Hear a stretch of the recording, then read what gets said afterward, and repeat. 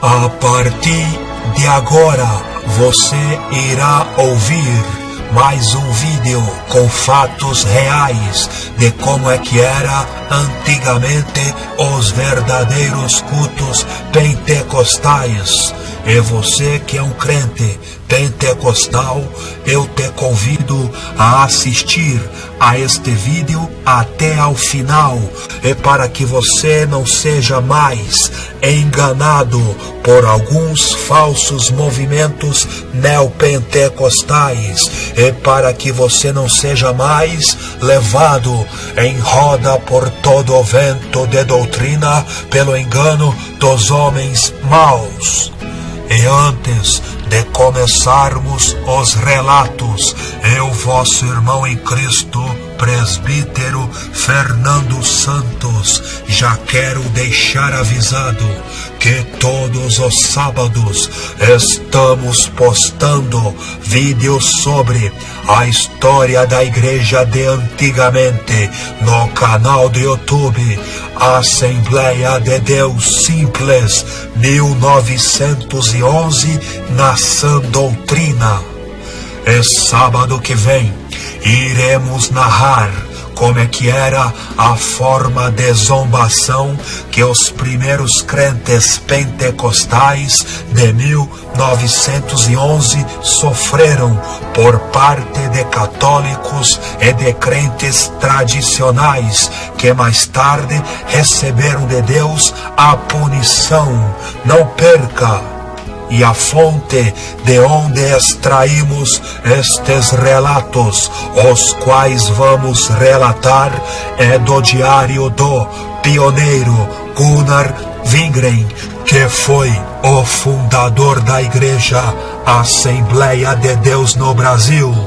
Então vamos lá começar os relatos. Assim, Gunnar Wingren escreveu dos anos de 1911 a 1932 no seu diário das páginas 163 a 172, que diz: nos cultos dos anos 1930 cumpriu-se verdadeiramente o que diz o Salmo 133, que diz: ó quão bom e quão suave é que os irmãos vivam em união. Oh glória! Xaraboconecrávias, ribias, cobra, surianda, ganaia. E nos cultos pentecostais não havia ninguém que fosse grande orador, e não havia ninguém que fosse um sábio e entendido, e todos se sentiram pequenos na presença do Senhor Jesus. Embora houvesse aqueles que realmente eram sábios, mas ninguém queria mostrar-se. E é maravilhoso quando o povo de Deus segue as instruções do apóstolo Paulo, que disse: eu não quis saber de outra coisa senão de Jesus Cristo e este crucificado. Louvado é o nome santo de Jesus, que vive e reina para todos sempre. Glória a Deus.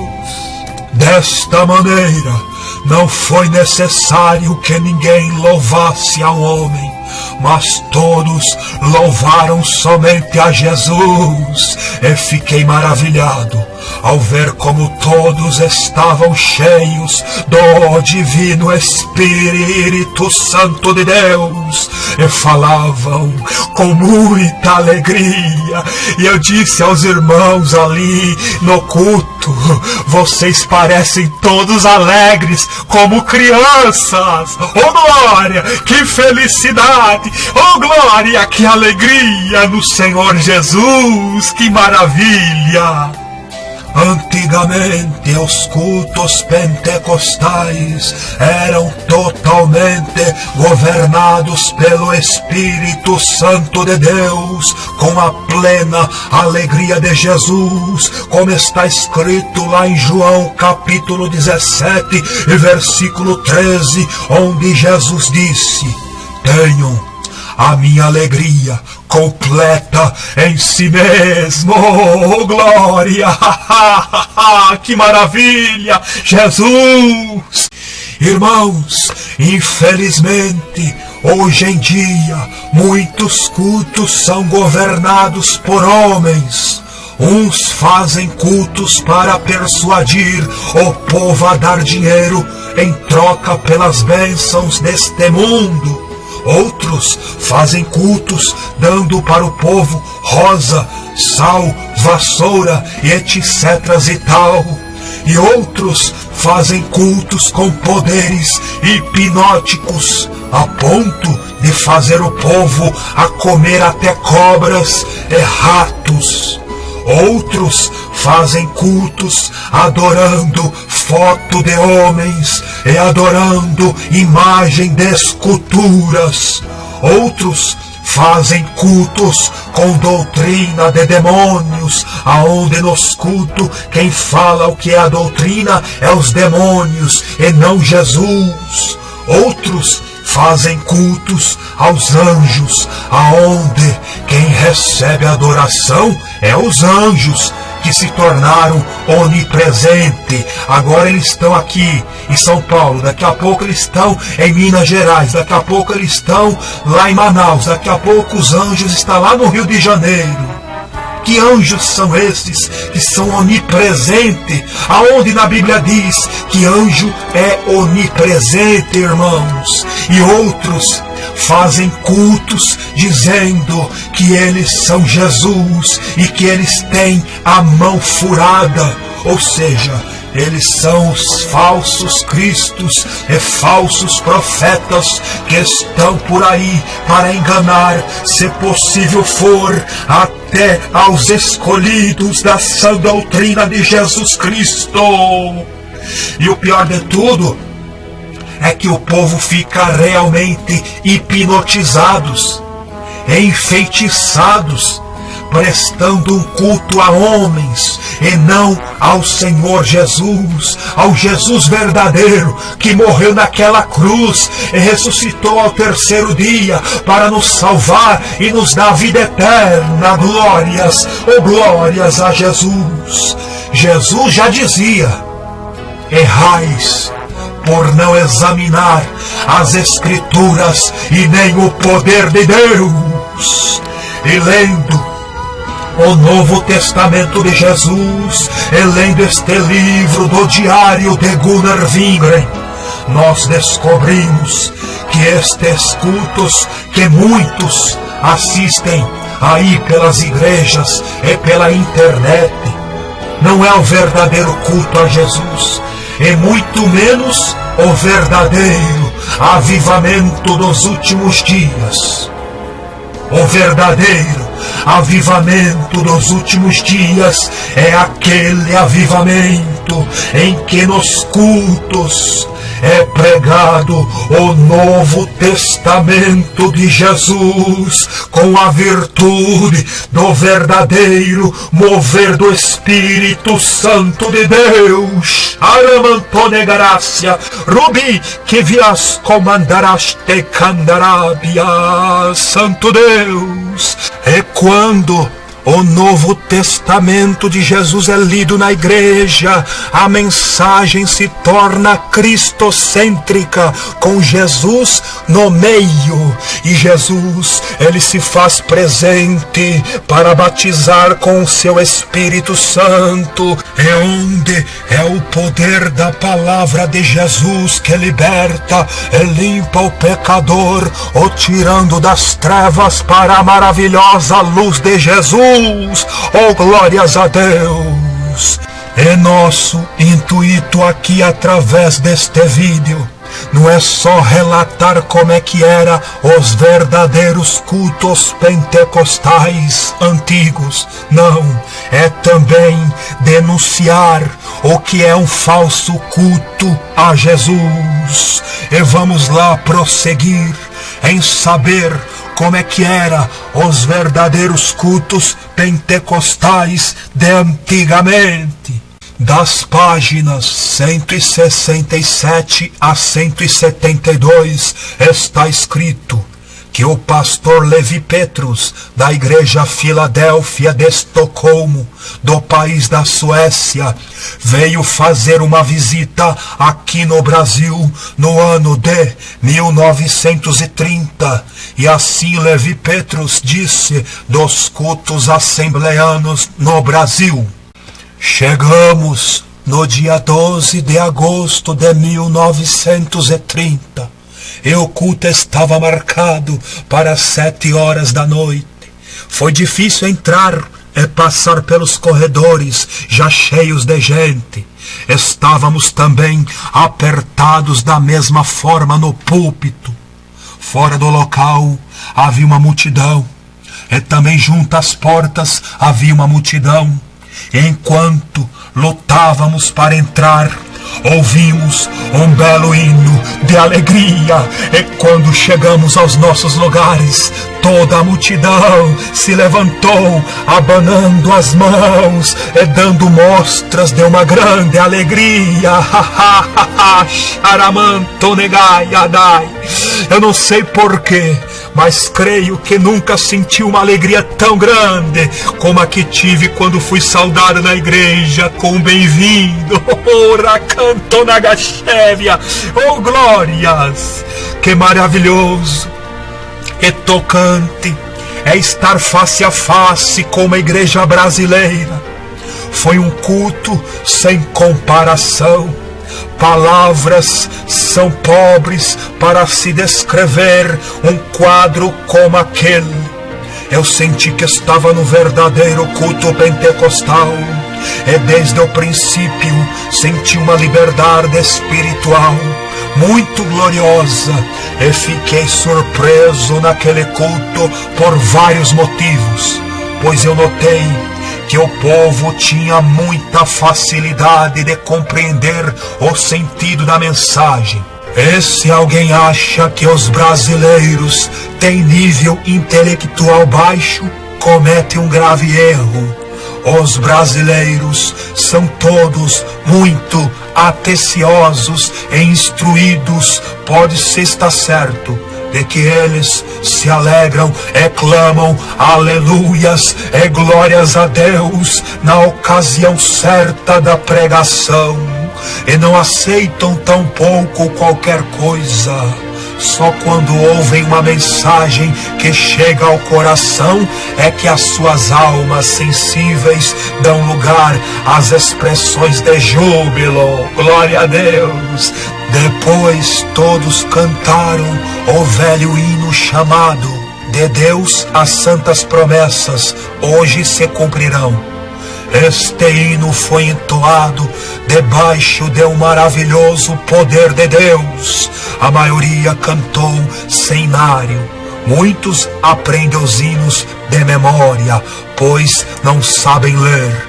Quando Wingren fez o convite, 7 pessoas vieram à frente e dobraram os seus joelhos. E todos os crentes, velhos e jovens, reuniram-se ao redor dos que se entregavam ao Senhor Jesus. E a alegria era grande. Aleluias e glórias a Deus. Assim eu participei do meu primeiro culto no Brasil, em uma outra igreja que fica no sertão, que tem ali como pastor um querido irmão de nome Berlamino Ramos. A igreja ali tem mais de 100 membros. Este dia foi um dos mais interessantes para mim. O culto começou às 11 horas e do lado de fora da igreja havia ali na cerca muitas mulas e cavalos amarrados dos irmãos que já haviam chegado para o culto. E muito tempo após o culto haver começado, ainda chegavam cavaleiros das montanhas em direção à igreja. Aqui, como em outros lugares, o povo participa com muita alegria dos hinos. Oh, que alegria, alegria, alegria, glória a Jesus. O irmão Wingren começou o culto dando oportunidades para testemunhos, os quais não se fizeram esperar. Velhos, jovens, homens e mulheres testificavam maravilhosamente da graça de Jesus manifestada nas suas vidas. Em seguida, o irmão Wingren pregou e o povo recebeu a mensagem como um sedento recebe águas. Oh, glórias a Deus! Quando Wingren terminou a pregação, não podemos continuar o culto dentro da casa, pois havia chegado tanta gente e se reunido do lado de fora que a maioria não podia ouvir o que se pregava e o que se dizia do lado de dentro. Por isso, nós nos reunimos debaixo de uma grande árvore, onde bancos foram colocados. Era um dia muito quente e abafado, e na sombra dessa árvore eu preguei ao povo. Os crentes pareciam como se já estivessem fora do mundo. Escutavam as palavras de Jesus com a boca aberta e se notava que compreendiam o que eu dizia. Quando terminei a pregação, o irmão Wingren fez o convite e 12 pessoas aceitaram ao Senhor Jesus. Oh, que glórias, maravilhas, Jesus! Após uma forte luta na oração, todos se alegraram e jubilaram na salvação que haviam recebido. Depois de outros 2 cultos, chegou a hora da despedida desse lugar e destes queridos irmãos. Foi emocionante ver todos os jovens montados nos seus cavalos fogosos. Muitos deles pareciam com os habitantes primitivos do país, os índios. Quando eles a cavalo foram embora, as suas saudações foi: a paz do Senhor Jesus, que Deus te abençoe. Enquanto os últimos raios solares ainda brilhavam ali sobre os cumes das mais altas montanhas, produzindo um efeito colorido tão forte e belo que parecia até que estávamos no mundo das fadas e dos encantos. Eis que de repente o homem ficou em pé sozinho no meio do vale, entregue à oração e ao louvor, e do fundo do coração ele agradeceu a Deus por Deus ter dado o privilégio aos crentes e às igrejas suecas de apresentarem a mensagem da salvação completa ao povo brasileiro. Oh, que maravilhas! Glórias ao Senhor Jesus! Na página 205 e 206 também está escrito: no mês de abril de 1931, o missionário Gunnar Wingren escreveu: o Senhor continua a realizar a sua obra grandiosa aqui. Muitos vêm ao culto e aceitam a Jesus. No ano passado, batizamos nada menos que 99 novos convertidos. No domingo, quando orávamos por 4 pecadores, o Espírito Santo caiu sobre um deles, e ele foi batizado, e começou a falar em outras línguas. Naquele mesmo instante, a igreja estava cantando: se está cumprido, se ouve novas línguas. Oh, glórias a Deus! Era maravilhoso ver que todos esses crentes recém-convertidos não se davam nenhum descanso até receberem a promessa do Espírito Santo. E os servos de Deus também estavam sempre convictos dessa necessidade e oravam muito pelos novos convertidos, para que eles recebessem esta gloriosa promessa de falar em outras línguas, na virtude do Espírito Santo de Deus. Oh, glória a Deus! Nas páginas 67 e 68, Gunnar Wingren disse: Deus me deu hoje uma mensagem. Compreendi que nunca devemos confiar nos homens, só em Deus mesmo. Contei no culto como vim a este país sem pedir ajuda de ninguém, somente confiando no Senhor Jesus. Os irmãos ficaram muito tocados nos seus corações e começaram a chorar. Depois houve uma profecia em que o Senhor Jesus disse que sempre estaria comigo e que aquele que não me obedecer, tampouco estaria obedecendo ao Senhor Jesus.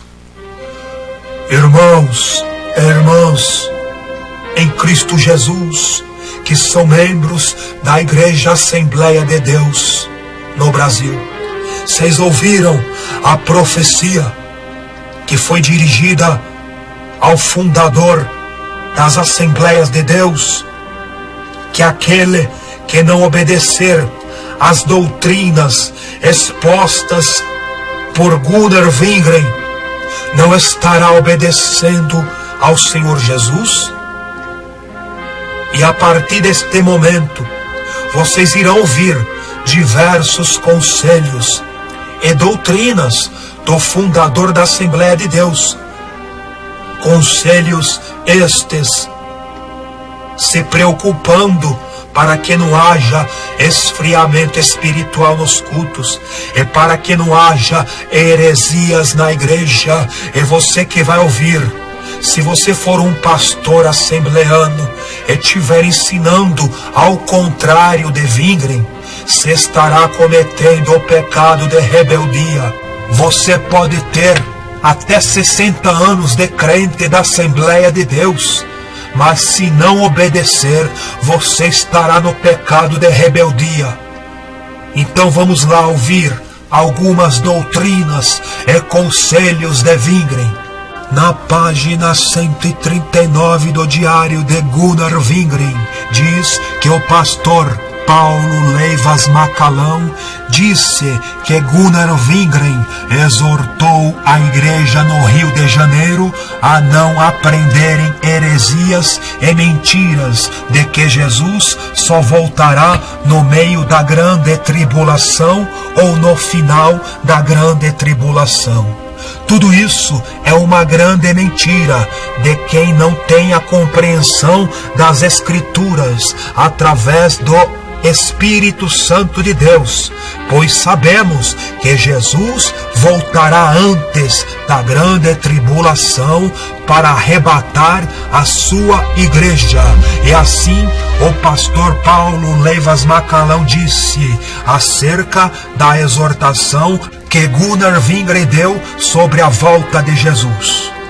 Num culto do ano de 1924, no Rio de Janeiro, o irmão Wingren, sabendo que os crentes vacilavam sobre a doutrina da segunda vinda de Jesus, reuniu-se numa sala da casa da irmã Florinda e depois de ler muitas passagens provando a volta de Jesus para buscar a sua igreja, perguntou: devemos crer no homem ou na palavra de Deus?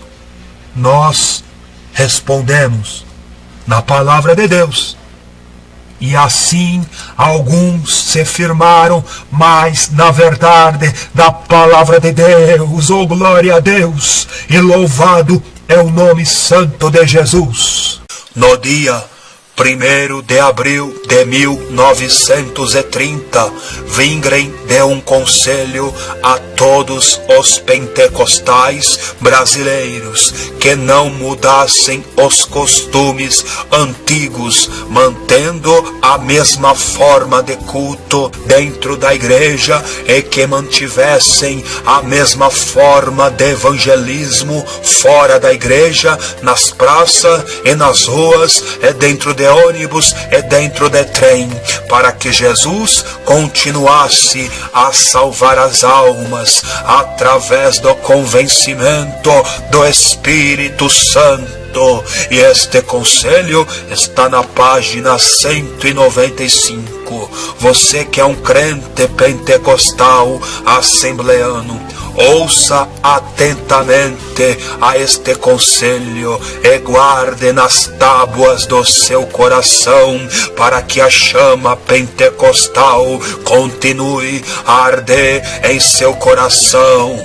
E assim Wingren disse: Deus é testemunha de que o meu único desejo é que o Espírito Santo possa ter o seu próprio caminho neste país chamado Brasil, e que esta gloriosa obra divina possa continuar da mesma forma que começou, juntamente com o Espírito Santo governando a igreja sem interferência de homens. E não posso deixar de apresentar a minha convicção de que o Senhor Jesus chamou e ainda está chamando homens e mulheres para o serviço da propagação do Evangelho, para ganhar almas e testificar do seu amor. E que todos nós, juntos no céu, venhamos nos alegrar um dia, oh glória a Deus, pelas almas que ganhamos para Jesus durante as nossas vidas neste mundo. E amém, glória a Deus, oh maravilhas. Sobre as mulheres nos cultos de antigamente, muito se tem dito. Qual era a posição das mulheres nos cultos pentecostais de antigamente? Na página 179 do Diário de Wingren, nos diz que no ano de 1930 houve a primeira conferência pentecostal no Brasil, aonde os líderes abordaram assuntos de suma importância para o bom desenvolvimento dos cultos a Deus, inclusive sobre a posição das mulheres no culto.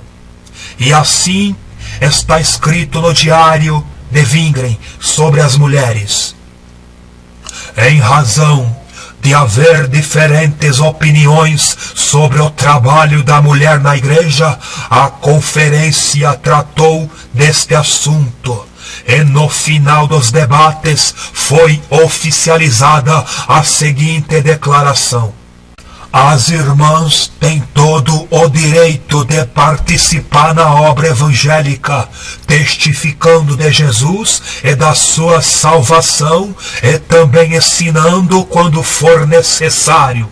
Mas não se considera justo que uma irmã tenha a função de pastor de uma igreja ou de ensinadora. Isso só deve acontecer somente quando não existir na igreja irmãos capacitados para pastorear ou ensinar. Irmãos e irmãs que estão nos ouvindo, vocês repararam que nas igrejas pentecostais de antigamente, mulheres não eram ungidas a serem pastoras.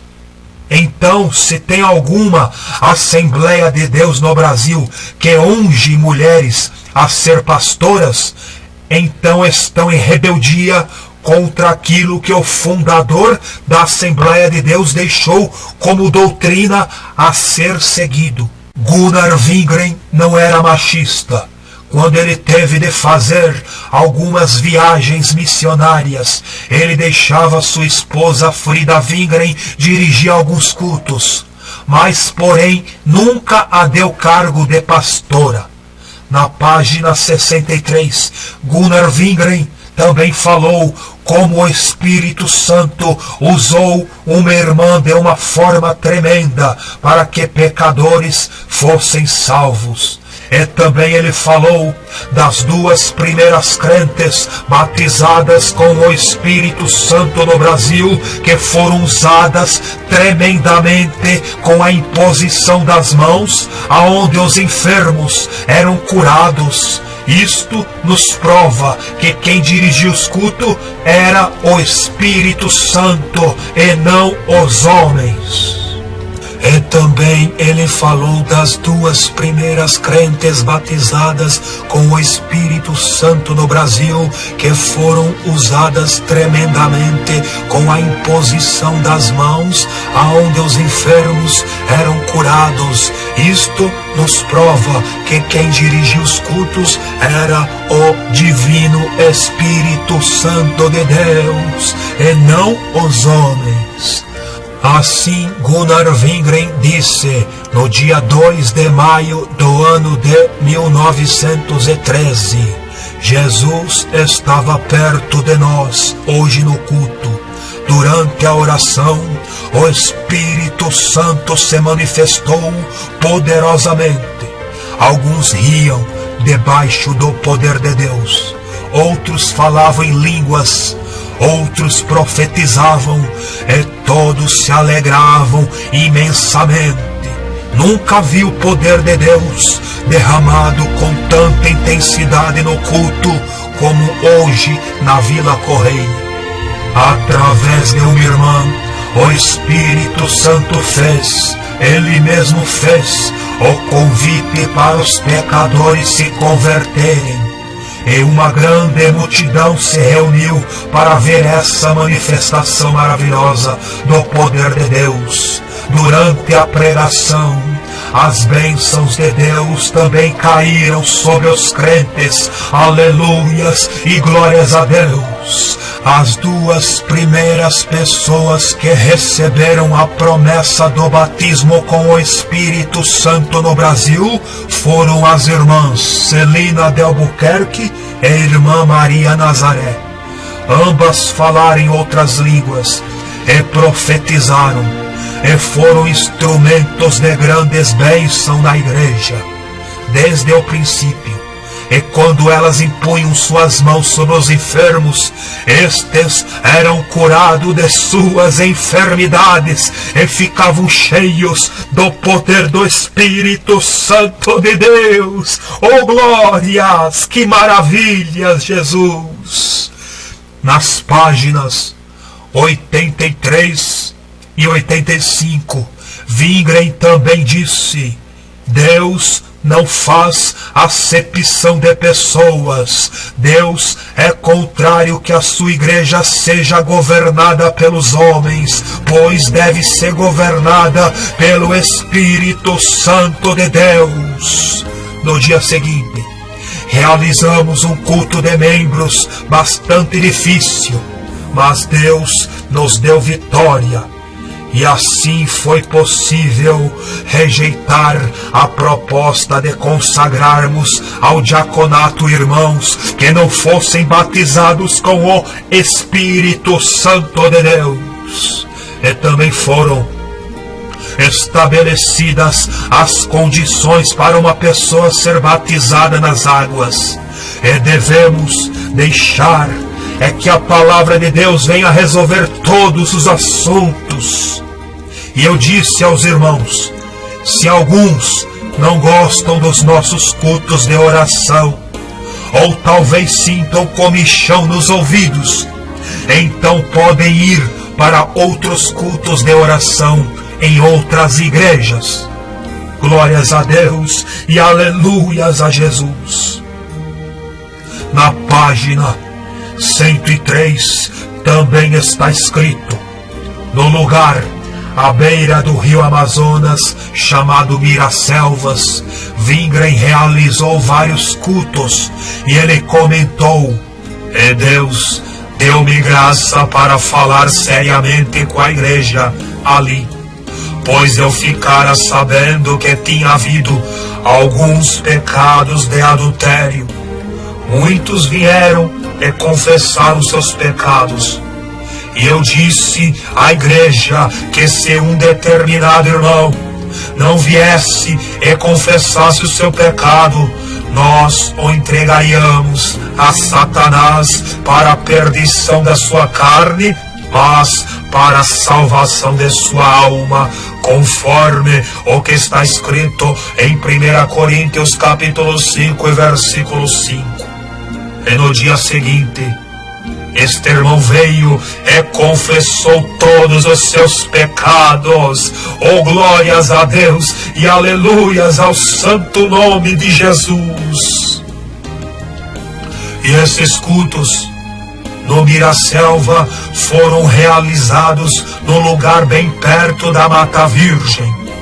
E para chegar até lá, ao acesso do culto era muito difícil, pois ou tinham de remar em barquinhos através de rios dentro da selva, ou caminhar pelas desertas e densas matas, tendo o perigo de encontrar pelo caminho terríveis serpentes e animais devoradores.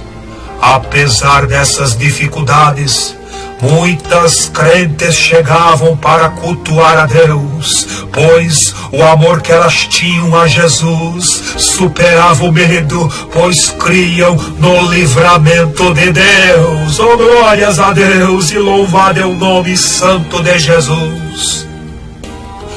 Wingren comentou no seu diário como alguns andavam longa distância para assistir aos cultos e tendo muitas dificuldades a vencer. Um dos crentes caminhou a 6 quilômetros, um outro crente caminhou a 12 quilômetros, e um outro crente caminhou nada menos que 19 quilômetros a pé para prestar culto àquele que morreu naquela cruz, mas foi ressuscitado ao terceiro dia para nos dar a salvação e vida eterna. Glórias a Jesus. Irmãos e irmãs, na página 68 e 81 e 83, vocês vão saber que a Igreja Assembleia de Deus Primitiva de 1911 a 1932 comemorava o Natal nos cultos, não com enfeites, mas com pregações natalícias sobre o nascimento de Jesus e com o propósito da salvação. Pois muitos dos visitantes na igreja ainda eram incrédulos e precisavam conhecer do porquê Jesus nasceu e morreu. E nestas oportunidades de culto de Natal, muitos eram salvos com Jesus nascendo no coração deles. Glórias a Deus e aleluias a Jesus. E assim Gunnar Wingren disse sobre o Natal: no culto de Natal, preguei sobre duas causas da minha alegria. Jesus nasceu como meu Salvador e deu uma língua para eu louvar o seu nome. Por isso, espero louvá-lo por toda a eternidade. No culto de vigília do Ano Novo, justamente à meia-noite, a irmã Celina Albuquerque profetizou uma mensagem de edificação para a igreja com Jesus dizendo: permanecei no meu amor, pois a minha vinda está próxima. No ano de 1915, Gunnar Wingren fez uma viagem e chegando no dia 20 de dezembro no seu país da Suécia, e dali Wingren viajou diretamente para Rönninge, onde viviam seus pais, e passou o Natal com seus familiares. Gunnar Wingren disse: à tarde, os pastores Levi Petrus e Alfredo Gustafsson vieram visitar-me, e ali na casa dos meus pais cantamos hinos natalinos e oramos juntos e celebramos o Natal, saboreando uma típica comida sueca. Senti muito amor e alegria ao ver meus pais, especialmente a minha mãe, que me recebera na porta. Irmãos e irmãs, estes são os conselhos de um verdadeiro pastor e líder pentecostal. Pois não se enganem, pois tem muitos picaretas no YouTube fazendo vídeos com doutrinas de homens, ensinando que o crente não pode nem cantar hinos de Natal e nem pregar sobre o Natal.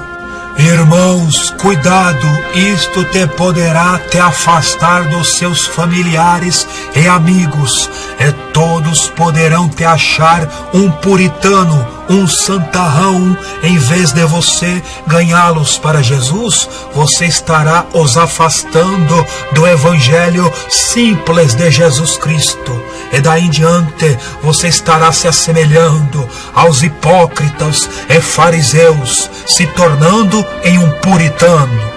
A palavra puritano significa o puro, o santarrão, que é puro só por fora, mas por dentro é um malandro, é um sepulcro caiado. Na década de 1960, houve um cineasta brasileiro que já morreu. O seu nome era Amâncio Mazzaropi, e ele fez um filme nessa época de 1960 chamado O Puritano da Rua Augusta, aonde no filme ele era um crente fanático e santarrão, que julgava e criticava tudo e a todos. E no final do filme, o puritano mostra sua verdadeira face, tirando a sua máscara de santidade e mostrando a sua face de malandro. A única coisa que presta nesse filme é o santificado sendo desmascarado. E isto nos faz ver que realmente nem tudo que reluz é ouro, e que nem tudo que brilha é céu. E outra coisa interessante neste filme é que neste filme ele mostra verdadeiramente como os pentecostais marchavam na rua junto com a orquestra, tocando os hinos em forma de marchinhas. Este foi um modo de evangelismo que verdadeiramente os crentes pentecostais faziam pelas ruas do Brasil dos anos 1930 até 1990. Das páginas 140 a 143, Wingren escreveu: a igreja da Rua Figueira de Melo, no Rio de Janeiro, foi inaugurada e comportava cerca de 400 pessoas. E nos cultos, a irmã Frida Wingren tocava órgão e eu violino. Às vezes, o irmão Wingren e a irmã Frida cantavam hinos e tocavam violão. Depois, o irmão Varjão organizou o coro.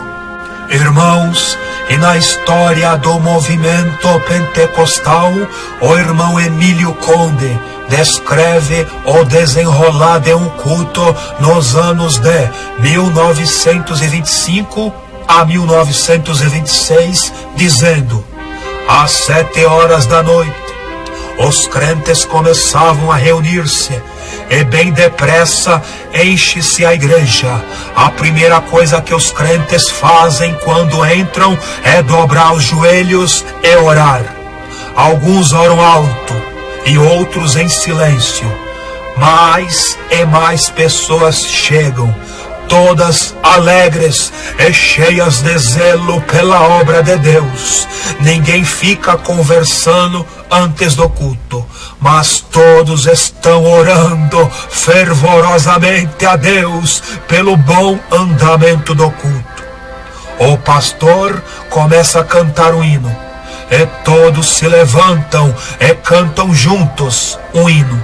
De repente outro hino é cantado com muito fervor e alegria. O hino é dirigido por uma senhora ruiva, e a irmã Frida Wingren é que está tocando o órgão. Um jovem por nome Paulo Leivas Macalão está ao seu lado tocando violino. E um senhor de idade toca trombone.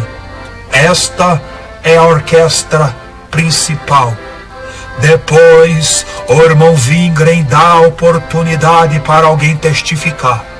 E cada palavra é acompanhada com exclamações de alegria e gozo pela igreja. Santo Deus. Os que testificam são pessoas simples, mas falam com muita autoridade e cantam de maneira bastante simples, mas essa simplicidade toca profundamente os corações dos ouvintes, pois o Espírito Santo faz com que as palavras do hino tornem-se vivas aos corações. Oh, glória a Deus! O culto continua de forma simples, mas todos sentem que estão no lugar santo. E a irmã Frida Wingren deixa o órgão, irmão Wingren abre a sua Bíblia, lê 2 versículos, e olha para cima e começa a sua pregação da palavra de Deus. E ele não parece um orador retumbante, mas cada palavra que pronuncia é como uma flecha que vai diretamente aos corações dos crentes. Estes louvam o nome do Senhor Jesus, enquanto os incrédulos se sentem alcançados pela mensagem, oh glória! Depois vem o convite e várias pessoas levantam a mão como sinal de que desejam ser salvas. E os que estão buscando a salvação vão para a frente e é feita a oração por eles. E depois canta-se mais um hino. Assim foi um culto observado pelo escritor Emílio Conde, que teve a oportunidade de participar de um destes cultos realizado na rua Figueira de Melo 363, no Rio de Janeiro. Irmãos e irmãs que estão nos ouvindo, vocês repararam bem que os instrumentos que se usavam nos cultos para adoração a Deus eram o órgão, e o violino, e o violão, e o trombone, isto no ano de 1925. Agora, já na década de 1930, nós vemos através de fotos que foram agregados muitos outros instrumentos dentro da igreja para o louvor e a glória e adoração do nome de Jesus, pois a igreja agora estava ganhando muitas almas para Jesus e crescendo muito no Rio de Janeiro. E sabemos muito bem pela história que no Rio de Janeiro, o samba raiz se fazia presente em todos os morros carioca, e o ritmo samba raiz, junto com o carnaval, eles agregavam muitos instrumentos, como no caso do bandolim, e do pandeiro, e do trombone, e do trompete, e da corneta, e do instrumento bumbo, que hoje em dia ele acompanha a bateria, só que naquela época não se tinha os pratos da bateria, os quais faz um barulho estarrecedor sendo tocado por uma pessoa que não tem inspiração divina. E com a força do evangelismo pentecostal das novas igrejas, Assembleias de Deus, muitos sambistas e carnavalesco daquela época ali no Rio de Janeiro foram salvos, e com isto foram trazidos para dentro das igrejas alguns instrumentos, como no caso o pandeiro, e o bumbo, e o bandolim,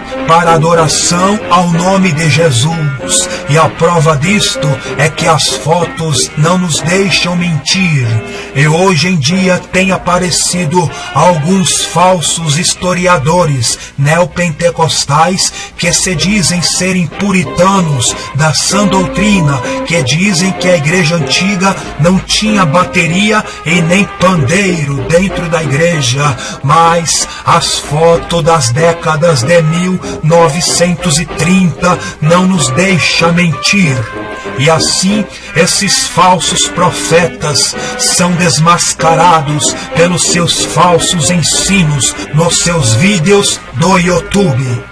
E a única diferença dos tocadores de instrumentos antigos com os modernos de hoje é que os tocadores dos instrumentos naquela época eram convertidos de verdade e ungidos para poder tocar os instrumentos com uma sinfonia inspirada pelo Espírito Santo de Deus. E também vemos que a partir da década de 50 surgiu muitos cantores crentes que começaram a gravar louvores através do LP, dos discos. E o primeiro LP vinil gravado pela Assembleia de Deus foi na década de 50, que foi gravado junto com o missionário Lawrence Olson, aonde continha uma pequena pregação e alguns louvores da banda Lira, Jardim e Coro, onde nos instrumentos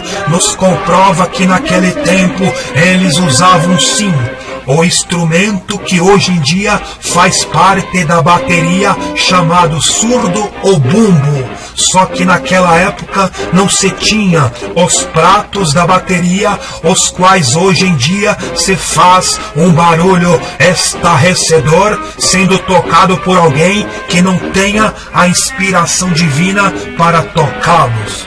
Irmãos e irmãs, e hoje em dia devemos sim exortar com toda a doutrina os tocadores de guitarra e bateria dentro da igreja, porque eles perderam o juízo, eles perderam a reverência a Deus e eles perderam o respeito pelos irmãos de idade, pelos irmãos mais velhos que já são anciões. Até a década de 50, a Igreja Assembleia de Deus não usava o rádio para o evangelismo, mas já era um sonho de Gunnar Wingren antes de morrer, pois ele disse na página 230 do ano de 1932, em sua última viagem de volta à Suécia, para nunca mais voltar ao Brasil, e assim ele disse: "Esta noite tive pela primeira vez durante toda a viagem um sono reparador e profundo. Hoje passamos pela linha do Equador, a 1.700 milhas do Rio de Janeiro.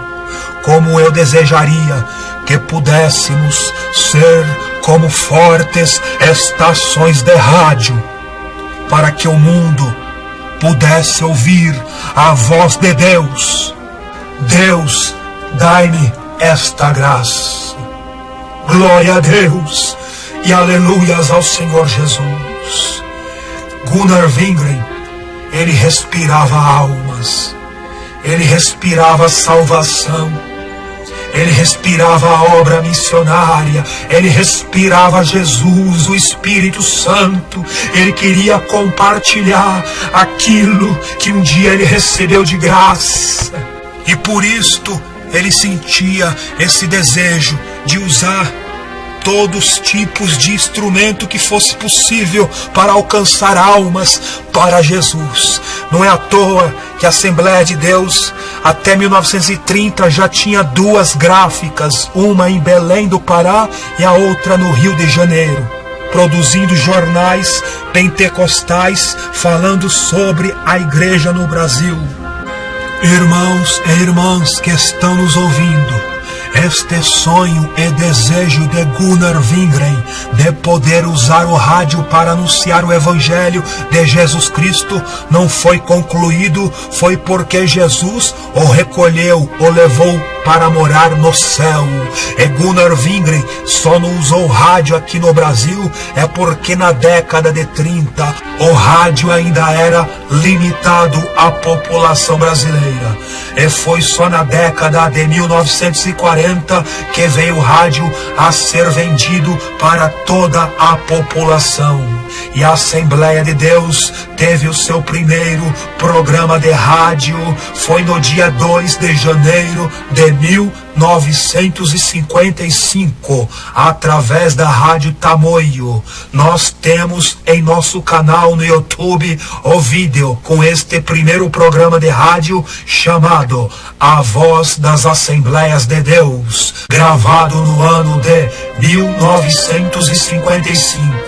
Até então este programa de rádio era usado para o evangelismo, e muitos desconhecedores da história da Assembleia de Deus dizem que a igreja proibia também seus fiéis de terem rádio em suas casas. Isto é uma mentira. O rádio nunca foi proibido. Não é à toa que este programa de rádio, A Voz das Assembleias de Deus, ficou sendo transmitido por 34 anos, dos anos 1955 até aos anos de 1989.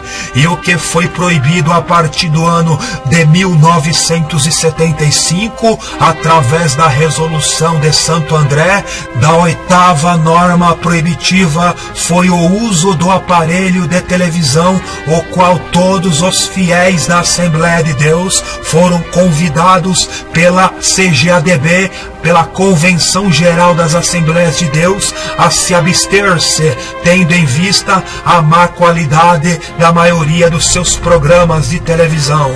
E realmente foi de suma importância a igreja ter proibido a televisão no ano de 1975. Mas vocês querem saber a verdade?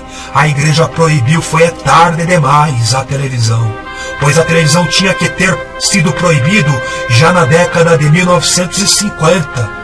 E não só a televisão, o rádio também deveria ter sido proibido, porque justamente na década de 50 para 60, o mundo viveu tempos dourados, com o surgimento de culturas musicais, como no caso do rock and roll e a jovem guarda, o soul e o blues. E o rádio se tornou algo frenético e proliferador destes ritmos musicais. E o perigo do rádio não foi só as músicas. No rádio, já na década de 1940, já tinha as transmissões de radionovelas e de filmes radiofonizados, que laçou muitos crentes pelos ouvidos, fazendo os crentes pecarem dentro de suas próprias casas, aonde deixavam de ir para a igreja para ficarem em casa ouvindo as programações de rádio. E com isto muitos crentes, já nas décadas de 60 para 70, já se desviaram por causa das novelas e dos filmes, e por causa do programa do Chacrinha, e por causa da Jovem Guarda, e também muitos crentes se desviaram por causa do cinema e dos filmes do Mazzaropi e de Marilyn Monroe, e por causa dos filmes de Bruce Lee, das décadas de 60 para 70. Estes foram os anos dourados, onde esses cantores e artistas do mundo fizeram com que muitos crentes fossem iludidos pela força sonora, pela força da comunicação do rádio e da televisão. E por isto foi preciso a proibição urgente da televisão, porque senão a igreja não teria sobrevivido com a sã doutrina até o final dos anos 90. E nesta Convenção Geral das Assembleias de Deus do ano 1975 também foi proibido que as mulheres imitassem as dançarinas da Jovem Guarda e dos programas do Chacrinha, cujas mulheres começaram a deixar de usar saia até a canela para usar mini saia pelas ruas e pelas escolas e pelos comércios e pelos serviços, e através disso a sensualidade começou a se proliferar, o pecado do adultério, o pecado da fornicação, o pecado da prostituição. E agora a igreja teve que se precaver contra isso, para que as mulheres não viessem a se corromper. E através da resolução de Santo André, das normas proibitivas de número 2, 3, 4, 5 e 6, foi proibido a mulher usar traje de homem e também de usar pintura nos olhos e nas unhas e outros órgãos da face do rosto. E foi proibido as irmãs cortar os cabelos e alterar as sobrancelhas, e o uso de mini saia também foi proibido. E com isto também foi proibido os homens usarem bermudas e regatas, e também jogar futebol, e também jogar a loteria esportiva. Estas doutrinas, e como muitas outras, foi muito boa para a igreja, pois assim a preservou, para que a igreja continuasse a ser uma igreja noiva, sem ruga, sem mancha, imaculada e zelosa, especial e de boas obras, para ir morar no santo céu com o santo Jesus Cristo. Racanto negaya suriande cavlácia. Oh glória, santo Deus! Agora, irmãos, se formos analisar o diário de Gunnar Wingren, não iremos encontrar o missionário Gunnar Wingren pregar a doutrina de usos e costumes de jeito nenhum. Uma, porque no tempo de 1911 a 1932 não havia moda de mulheres cortarem os cabelos, porque até as mulheres do mundo e as católicas tinham seus cabelos crescidos. E também não havia necessidade de ensinar as irmãs a usarem vestidos compridos, porque até as mulheres do mundo, também as católicas, usavam saias compridas e ainda usavam uma saia por cima da outra. Alguns irmãos neopentecostais dos dias de hoje, que se dizem serem da sã doutrina, eles ensinam que a saia das mulheres crentes assembleanas de antigamente era até aos pés. Mas isto é mentira, e digo com propriedade, e provando através das fotos antigas, que a saia das irmãs eram com cerca de 1 palmo abaixo do joelho.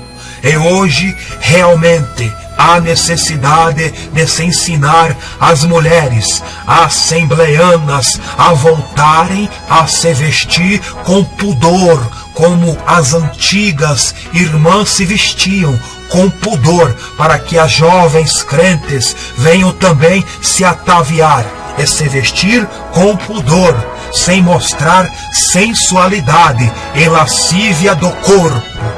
E vocês podem ter certeza, vocês mulheres, que Jesus vai colocar tudo na balança. Vai colocar as irmãs antigas que não cortavam o cabelo, que não usavam saia curta, que não usavam maquiagem, não se pintavam. É injusto isto. Na hora da salvação, vocês pensam que vocês vão estar juntas. Não vai estar, não adianta falar que vocês estão salvas estando contrária à doutrina da igreja. A doutrina não mudou.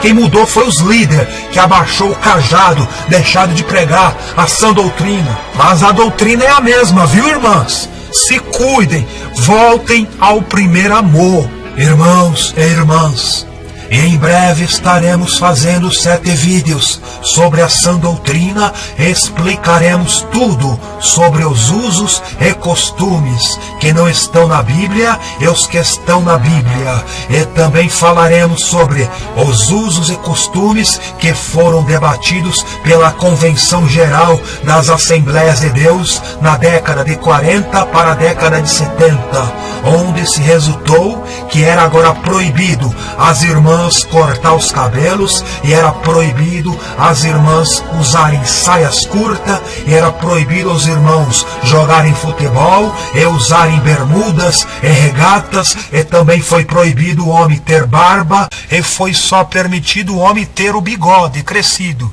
E infelizmente, hoje em dia, essa doutrina só está no papel.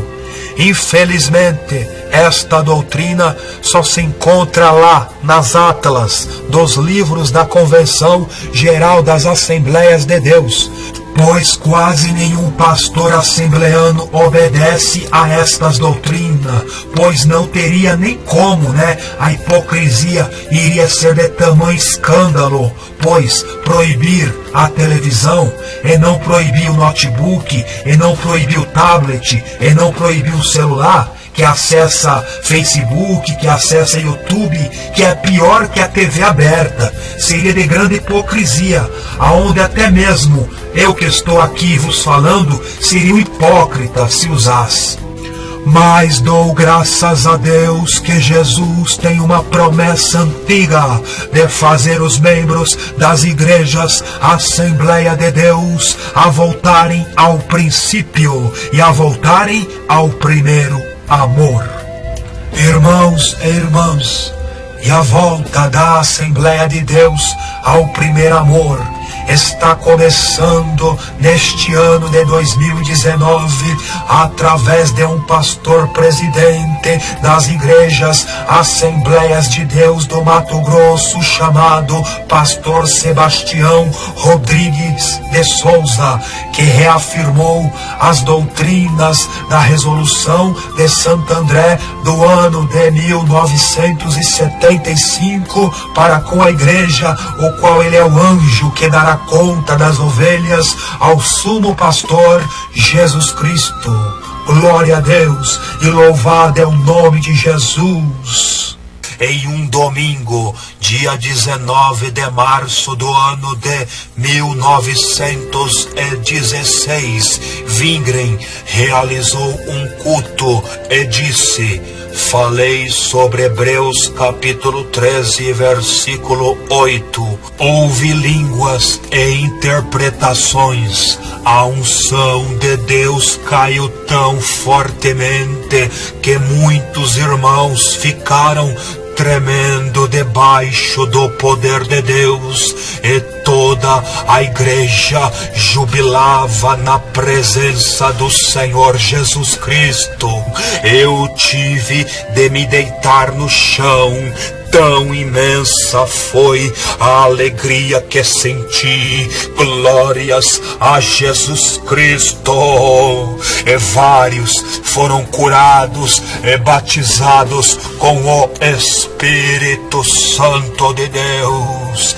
Durante um desses cultos, Gunnar Wingren disse no seu diário: eu estava tão cheio de alegria que saltei e pulei sobre o poder de Deus. Eu estava tão cheio de alegria que saltei e pulei sobre o poder de Deus. Glórias e louvado seja o nome de Jesus Cristo para sempre. Labrasuria canai. É isto mesmo que você está ouvindo. O fundador da igreja Assembleia de Deus, ele dava lugar ao Espírito Santo e pulava e saltava no culto debaixo do poder de Deus. Louvado é o nome de Jesus Cristo.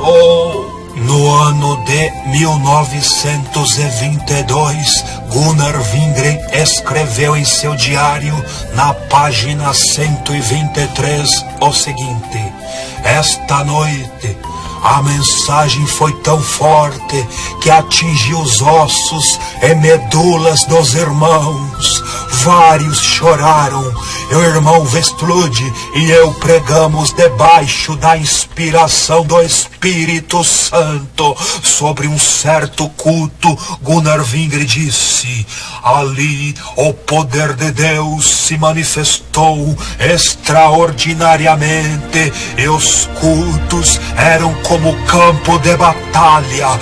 Vários irmãos foram lançados no chão pelo poder de Deus. Carabafuria kode kramalachenecrasianaiasnai.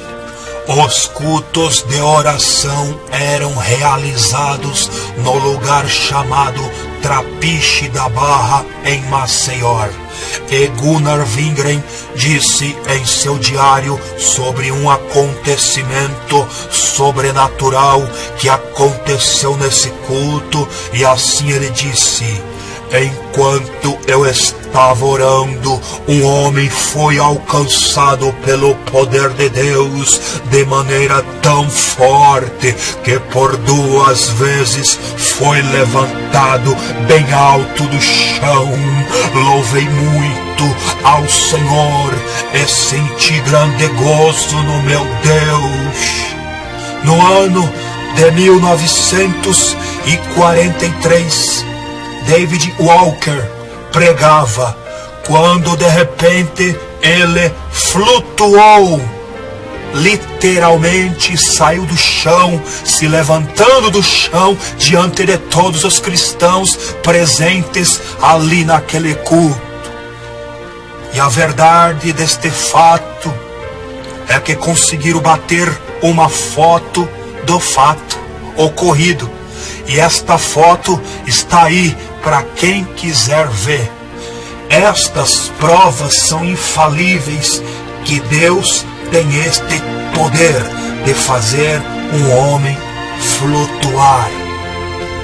Mas o mais incrível é que no arrebatamento da igreja não vai ser só um homem que vai ser levitado, que vai ser levantado. Não, será todos os crentes lavados e remidos pelo sangue de Jesus Cristo, que irão subir deste mundo, irão subir deste chão para o céu de luz, irão voar aos céus para estar para sempre com o Senhor Jesus. No ano 1913, a pequena igreja regozijava-se dia a dia no Senhor, e os batismos nas águas eram realizados nos rios, um atrás do outro. E a alegria e o louvor dos crentes subiam com força ao céu. Gunnar Wingre escreveu: hoje batizei 14 novos convertidos. O poder de Deus veio tão forte sobre mim lá no rio que eu quase não pude mover-me. De noite terminei a pregação cantando um hino espiritual e o poder de Deus estava sobre toda a igreja. Uma irmã viu Jesus entre nós através de uma visão. E no fim do culto vários irmãos profetizaram.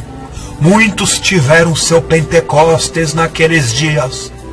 Entre outros, um menino de 13 anos recebeu a promessa do Espírito Santo na sua casa de manhã, quando estava orando. Em seguida ele veio no culto e o poder de Deus foi muito grande sobre ele, levando a falar em línguas e a profetizar. Oh, maravilha, Jesus! Em outro dia, tivemos uma gloriosa experiência na casa da irmã Celina Albuquerque. Quando orávamos, o poder de Deus veio sobre nós e começamos todos a rir, cheios de uma onda de gozo e alegria. Depois chegou outro irmão e começou a alegrar-se conosco, mas eu fiquei com medo, não nos devemos alegrar no próprio poder, e sim em Jesus.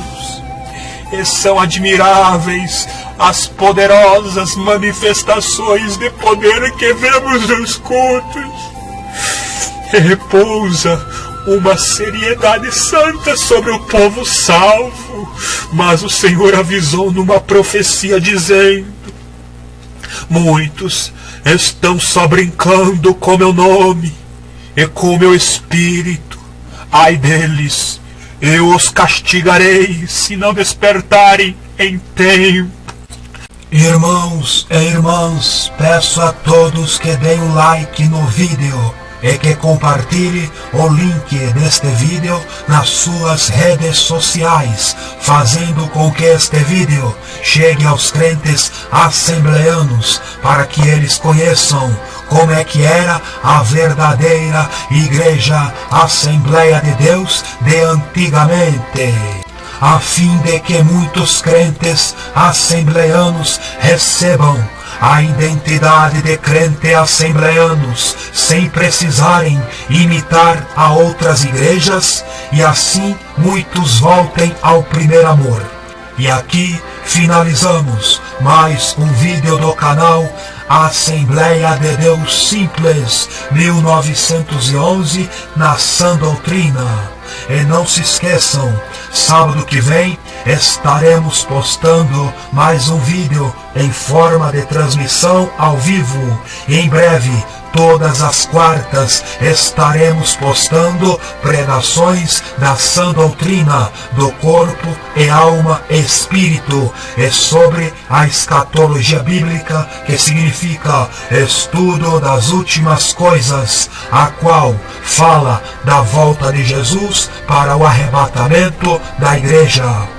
E assim, meus irmãos e irmãs, eu me despeço de vocês com a bênção referida em 2 Coríntios, capítulo 13 e versículo 13, que diz: a graça de nosso Senhor e Salvador Jesus Cristo, e o amor de Deus, e a comunhão do Espírito Santo sejam com todos vocês. E Maranata, ora, venha Senhor Jesus, e todos digam amém.